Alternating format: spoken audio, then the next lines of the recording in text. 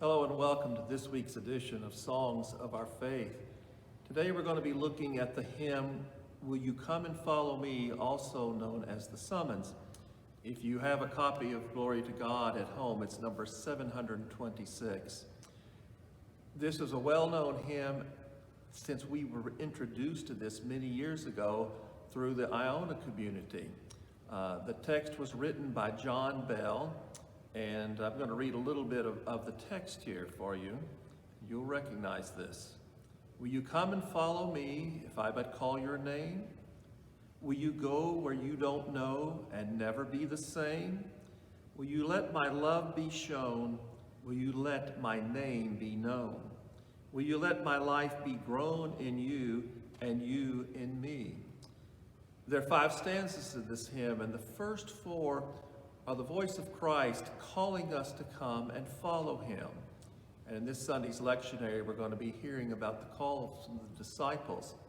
This makes it more personal. This is a call to us. Are we willing to follow Christ when he issues the call? This text, let me read another stanza of this. Will you leave yourself behind if I but call your name?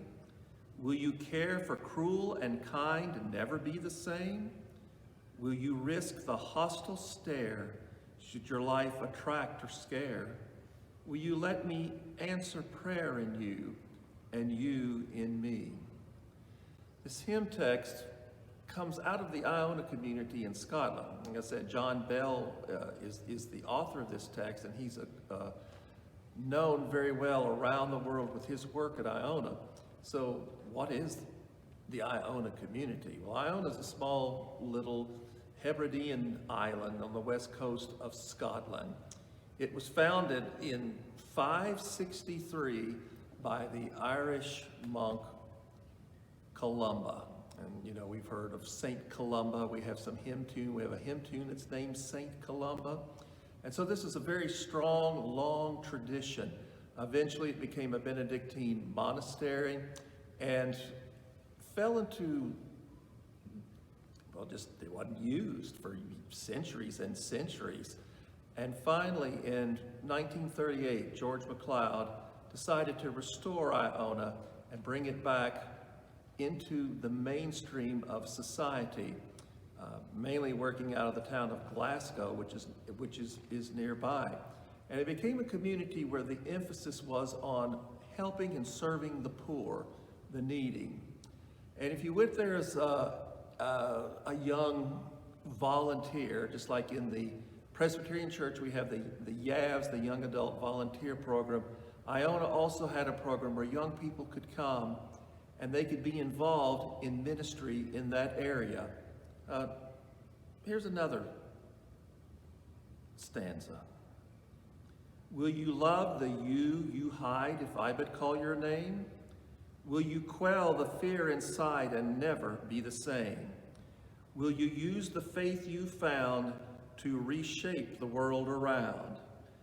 Through my sight and touch and sound in you and you in me. So these young people that came to Iona would be sent out into the slums of Glasgow, and they had to live there, and they had no money. They had to depend on welfare and however else they could make money. They had to live like the people who lived in the slums lived. And they would stay there a year or two, and then after that, when they finished their service there, often they would write a hymn about that experience and about what they had gone through. This hymn is one of those hymns, and it was so well written and became so popular that it has now become a part of the canon of our modern hymnody. These first 4 stanzas talk about Christ's calling and addresses that call that Christ issues to all of us to come and follow him. Obviously, these young people who gave their lives to live like this took that call very seriously, and we should too. And the last stanza that we sing is our response to that call. And it goes like this. Lord, your summons echoes true when you but call my name. Let me turn and follow you and never be the same. In your company I'll go where your love and footsteps show. Thus I'll move and live and grow in you, and you in me.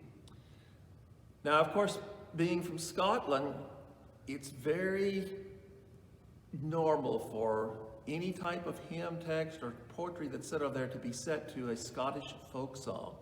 And in this case, they have chosen the tune Kelvin Grove. Now, Kelvin is a river that actually runs through Glasgow, and sometimes this tune is actually called Kelvin River, but in this case it's Kelvin Grove.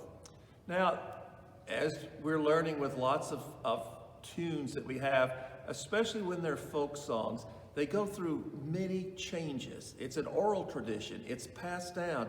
We have that same tradition here in Kentucky, in the mountains of eastern Kentucky, where folk songs have been sung literally for centuries, and they change and they become different. Even Amazing Grace has different variants and little changes in the melody. Well, this particular folk song began with a meter of 4/4. Now, it's in 3/4 in the hymn. I'm going to explain a little bit of that in just a second. But in 4/4, it's a little more square. So I'm going to play it, and you can listen to what it would sound like if we were going to sing it in 4/4.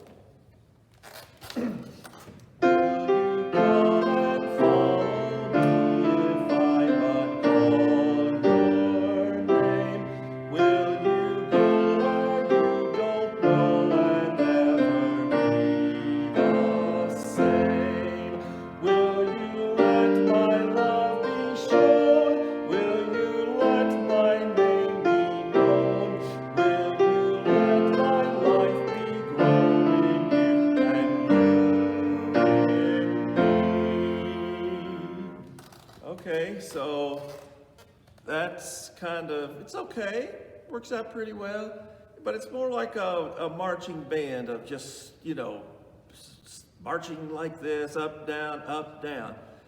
Later on, through the growth of this particular melody, it was taken and it was put into 3/4 to be sung in a lilting fashion. I'm going to ask Beth to come and play this tune now on the flute. Of course, the flute is a common instrument that's associated with folk music, with Scottish music, Irish music. You've got to have the flute. And so she's going to play this tune in 3. And even though it's in 3/4 with 1, 2, 3, 1, 2, 3, it's felt like it's in 1. 1, 2, 3, 1, 2, 3, 1, 2, 3. So here it is in a lilting 3.